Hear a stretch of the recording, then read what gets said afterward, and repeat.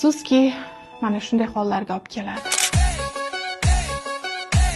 Qiz bolaga o'ziga xos, o'g'il bolaga o'ziga xos tarbiya berilishi shart. Onajonlar haligi uy yumushlari, bu dunyoni tashvishlari deb ba'zan bola tarbiyasi nazarimizdan chetda qolib ketadi va bu juda ham katta xato.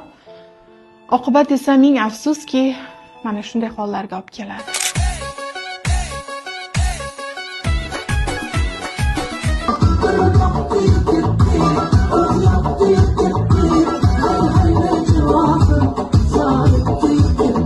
Laminatsiya qildirdim qoshimni.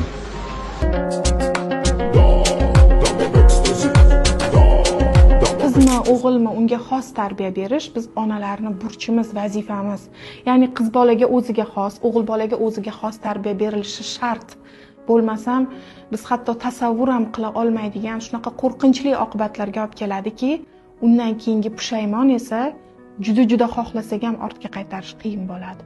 Shuning uchun onajonlar iltimos qilardim, ozgina hushyorroq bo'laylik tarbiyada. Bu dunyoni ishlari, tashvishlari yoki xoyu-havaslari hammasi o'tkinchi. Tarbiya esa biz vafot etganimizdan keyin ham ortimizdan savob amallar borib turishiga sabab bo'luvchi eng muhim omillardan biridir.